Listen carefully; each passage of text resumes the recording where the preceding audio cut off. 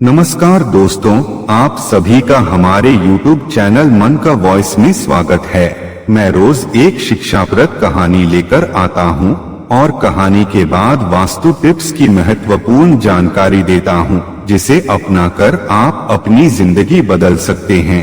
कहानी के अंत में वास्तु शास्त्र की जानकारी अवश्य देखें और उसका लाभ उठावें। एक बैल ने बताया, कोई लाख बैरी हो जाए, किसी के तकदीर में लिखे को नहीं ले सकता। अच्छे आदमी का स्वभाव है किसी का भी भला सोचना, भला करना।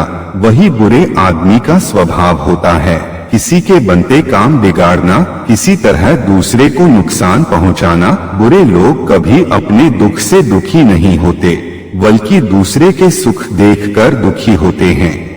मगर उन्हें नहीं पता कि वह चाहे किसी का लाख बुरा चाहे, किसी के तकदीर में लिखे को नहीं मिटा सकता। एक गांव में एक गरीब किसान रहता था। उसके पास 2 बैल थे जिससे वह खेती का कार्य करता था। दोनों बैल उसके अच्छे मित्र थे जिसे वह बहुत प्यार करता था। मगर उसी गांव में एक आदमी उससे जला करता था। एक रात उस आदमी ने दोनों बैलों की चोरी कर ली और रात में ही एक कसाई को मुफ्त में बेच दिया। कसाई पकड़े जाने के डर दोनों को तेज चलने के लिए खूब मारता पीटता ले जाने लगा। एक बैल रोते हुए दूसरे से कहा, भैया यह कसाई काटेगा तो बाद में, मगर उससे पहले बहुत यातना दे रहा है जो ऐसा हो रहा है। दूसरे ने कहा, घबरा मत भाई, अगर तकदीर में जीना लिखा होगा तो हम जरूर बच जाएंगे। यह कसाई जल्दी भागने के लिए कुंबे के पास वाले रास्ते से अवश्य हमें ले जाएगा और तुम मेरा सहयोग करना। हम दोनों पूरी ताकत लगाकर अपने सिंह पर उठाकर कुंबे में गिरा देंगे। साला उसी में डूबकर मर जाएगा, हम आराम से लौट आएंगे। हुआ यही, जो ही कुंबे के पास पहुंचा दोनों बैल एक साथ उस पर टूट पड़े। उसे सावधान होने तक का मौका नहीं मिला। बैलों के प्रहार से कुंबे में जा गिरा और डूबकर मर गया। दोनों बैल अपने स्थान पर लौट आए और आराम से बैठ गए। पहला बैल जो दूसरे से उम्र में बड़ा था, दूसरे बैल को एक शिक्षाप्रद कहानी सुनाया। एक गांव में एक पंडित जी रहा करते थे। स्वभाव के भोले थे, मृदुभाषी थे। उनके स्वभाव पर उनके पड़ोसी पंडित बहुत जलते थे। उन्हें पोंगा पंडित कहकर चिढ़ाते थे। उनका बहुत तरह से अपमान करते थे। उनके खिलाफ इतना दुष्प्रचार करते थे कि उनका उस गांव में एक भी यजमान नहीं था। उनका भोजन पानी का खर्चा भी चलना मुश्किल हो गया था। अब भोजन के लाले पड़ने लगे थे। दूसरे गांव जाकर भिक्षाटन कर लाते, उसी से किसी तरह काम चलता। एक दिन पंडितानी ने कहा, आप मेरे भाई के पास जाइए और उनसे ज्योतिष विद्या सीख आइए। वह ज्योतिष के बहुत बड़ा जानकार है। यहाँ कोई ज्योतिष विद्या नहीं जानता। आप सबसे अलग हटकर कार्य करेंगे तो आपका भी मान सम्मान बढ़ेगा, लोग आपकी भी कदर करेंगे। पंडितानी के बहुत मेहनत कर, जोर जबरदस्ती घर से निकालने पर लड़ झगड़ कर घर से निकल तो गए, मगर वह ससुराल नहीं गए, क्योंकि अपने छोटे साले से शिक्षा ग्रहण करना अपमान सा लगा। सोचे, अगर तकदीर में धन लिखा होगा तो मिल ही जाएगा, अगर नहीं लिखा होगा तो लाख प्रयत्न कर लो, एक पाई नहीं मिलेगा। वह इसी तरह गांव दर गांव कई दिनों तक घूमते रहे। जब 2 हफ्ते बीत गया तब वापस लौटे। पंडितानी घर में रोटी बना रही थी और पास बैठी अपनी सहेली से बातें कर थी। पंडित जी दीवार में कान लगाकर अंदाजा लगाने लगे कि आखिर पंडितानी घर के अंदर कर क्या रही है। उन्होंने सुना, पंडितानी किसी स्त्री से बात कर रही है और लिट्टी बना रही है। सिर्फ 2 बार ही पंडितानी ने हाथ थपथपाया। इसका मतलब पंडितानी ने सिर्फ 2 ही रोटी बनाई है। वे जय जय सीताराम बोलते हुए घर में प्रवेश किए। पंडितानी उन्हें देखकर बहुत खुश हुई। तुरंत अपनी सहेली को सुनाते हुए पूछी, आप ज्योतिष विद्या सीख आए? पंडित जी सिर हिलाकर हामी भर दी। पंडितानी बोली, तो अपनी ज्योतिष विद्या से बताइए कि हमने कुल कितनी रोटियां बनाई है। पंडित जी बोले सिर्फ 2 ही बनाई है, वो भी सिर्फ अपने लिए। पंडितानी को विश्वास हो गया कि ज्योतिष विद्या सीख गए हैं, अब हमारे घर में भी धन की कमी नहीं रहेगी, हमारे पास बहुत से यजमान होंगे, बहुत दान दक्षिणा मिलेगा। सहेली से बोली, सखी आपको भी कोई बात जाननी होगी तो आकर पंडित जी से पूछ लेना, बहुत अच्छे ज्योतिष के जानकार होकर लौटे हैं। अरे कोई साधारण आदमी ने नहीं सिखाया है, बल्कि मेरे छोटे भाई ने सिखाया है। पंडितानी की सखी एक अच्छा प्रचारक थी, वह हर गली मोहल्ले की खबर रखती थी। वह यह खबर दूसरे टोले तक पहुंचाने के लिए निकली कि तभी रास्ते में धोबन मिल गई।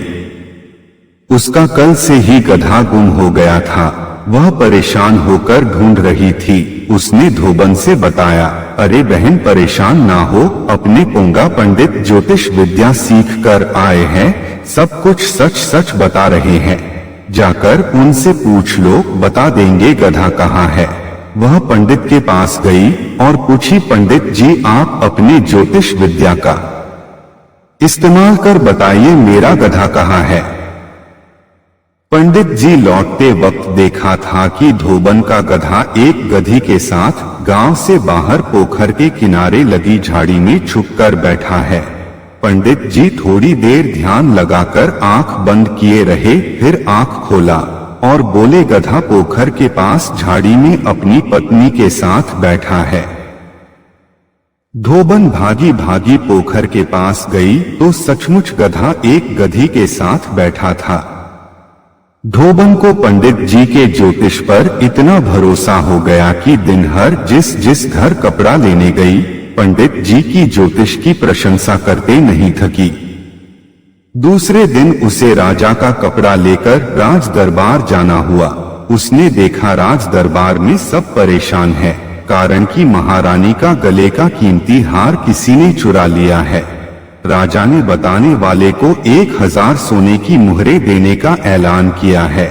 वह राजा से बेधड़क बात किया करती थी। बोली, महाराज आप हमारे घर के पास रहने वाले पोंगा पंडित को बुलवा लीजिए, वे ज्योतिष के बहुत बड़े जानकार है, वे हार चुराने वाले का पता बिल्कुल सटीक बताएंगे। राजा ने तुरंत मंत्री को आदेश दिया, जाइए और पोंगा पंडित को इज्जत के साथ दरबार में लाइए। राजा के मंत्री को अपने दरवाजे पर देख पंडित जी की सिटी पिटी गुम हो गई। मंत्री बोला, आपको राजा ने बुलवाया है, महारानी का हार खो गया है, किसने चुराया है ये जानकारी आपको बताना है। पंडित जी सोचे, ये ज्योतिष के चक्कर में मैं किस घंचकर में फंसता जा रहा हूँ, जबकि ज्योतिष का मुझे कोई जानकारी नहीं है। लेकिन राजा का बुलावा था तो हर हाल में जाना ही था। वे दरबार में गए तो देखा राजा के पास धोबन खड़ी थी। उन्हें लगा यह सब चाल धोबन का ही है, उसी ने मेरे विषय में राजा से बताया होगा। उन्हें गुस्सा आ गया, वे अपने पैर से जूता निकाल धोबन के तरफ फेंका। संयोग बस जूता राजा के मुकुट पर जा लगा और मुकुट गिर गया। सैनिक दौड़कर पंडित जी को अपने कब्जे में ले लिया और उनका हाथ बांधने लगे। तभी मंत्री की नजर मुकुट पर गई, जिस पर एक जहरीला सर पका बच्चा चिपका था। मंत्री बोला, सैनिकों पंडित जी को छोड़ दो। अरे पंडित जी ने जूता फेंककर राजा का कोई अपमान नहीं किया है, बल्कि राजा को सर्प से बचाया है। राजा की रक्षा का इसके अलावा कोई दूसरा विकल्प पंडित जी के पास था ही नहीं, इसलिए रक्षा में किया गया कोई भी प्रयास दंड के दायरे में नहीं आता। पंडित जी उचित इनाम के काबिल है, इन्हें पहले उचित स्थान दिया जाए, फिर 1000 स्वर्ण मुद्रा दिया जाए। पंडित जी बोले, नहीं महाराज, हमें स्वर्ण मुद्रा नहीं चाहिए, अपने राजा का रक्षा करना सभी प्रजा का कर्तव्य है। राजा पंडित की बात सुन बहुत खुश हुआ, बोला, हमने आपको एक विशेष कार्य के लिए बुलाया है। मेरी प्रिय महारानी का हार किसी ने चुरा लिया है, उस चोर को पकड़ना है। आपने दरबार में आते ही अपना चमत्कार दिखा दिया। अब आप उस चोर को पकड़कर साबित करिए कि आप सचमुच विख्यात ज्योतिषाचार्य है।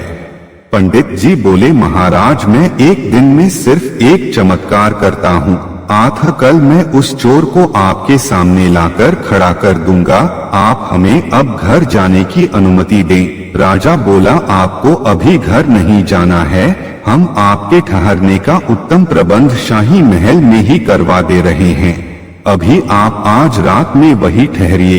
पंडित जी महल में ही ठहरे, मगर उन्हें नींद नहीं आ रही थी। उन्हें कुछ सूझ ही नहीं रहा था कि क्या करें। कल राजा के सामने चोर को कैसे पकड़ कर लाए, जबकि मुझे कुछ भी जानकारी नहीं है।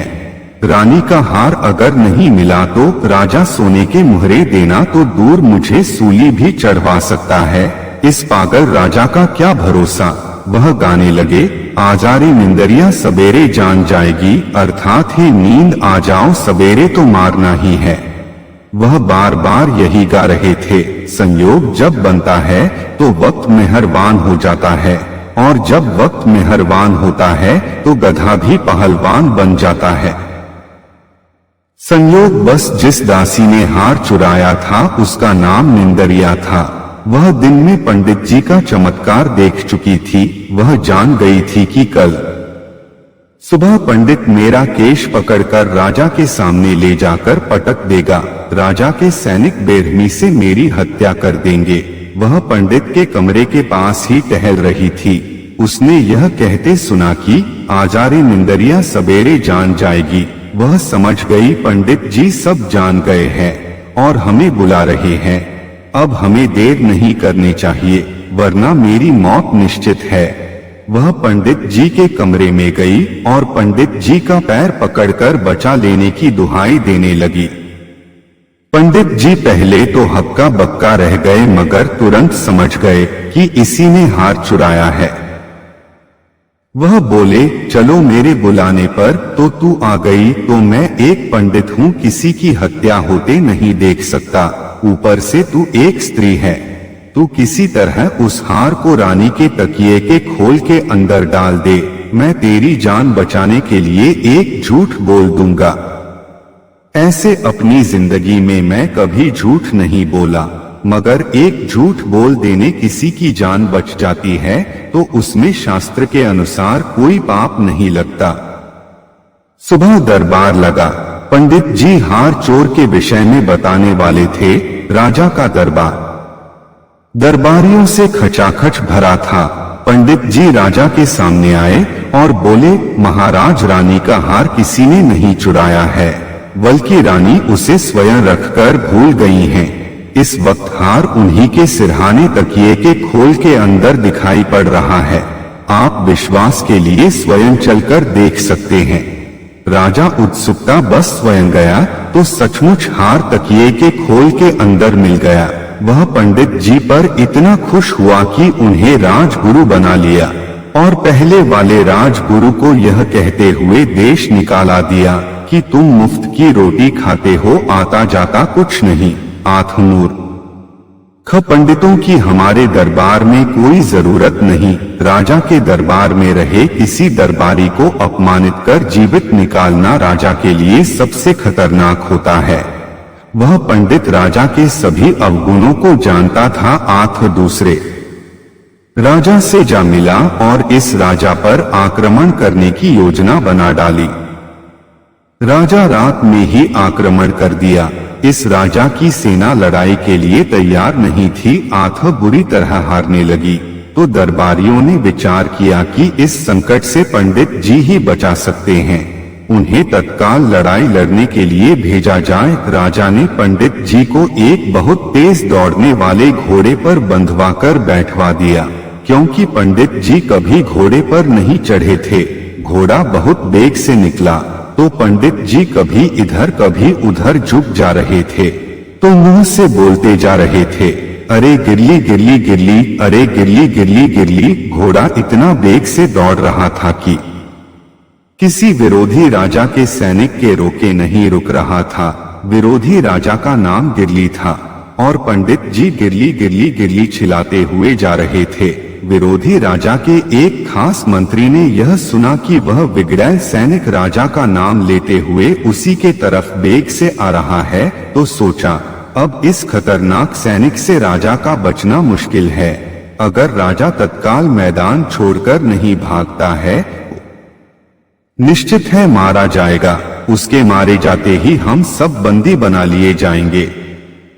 वह तेजी से दौड़कर राजा को स्थिति से अवगत कराया और बोला, भागिए महाराज, वह काल की तरह आपके तरफ बढ़ रहा है और क्रोध में आपका ही नाम रट रहा है। यह सुनते ही राजा भाग खड़ा हुआ। पीछे पीछे उसकी सेना भी भाग गई। पंडित जी का घोड़ा थक कर रुक गया। इस राजा के सैनिक तब तक वहां पहुंच गए। सबने देखा कि पंडित जी के पराक्रम से दुश्मन राजा की सेना भाग गई है। सभी पंडित जी की जय जयकार लगाते दरबार लौट आए। राजा ने पंडित जी को राजगुरु के अलावा प्रधान सेनापति बना दिया। बैल ने दूसरे बैल से बताया, भाई, जिसके तकदीर में जो लिखा रहता है वह मिल जाता है।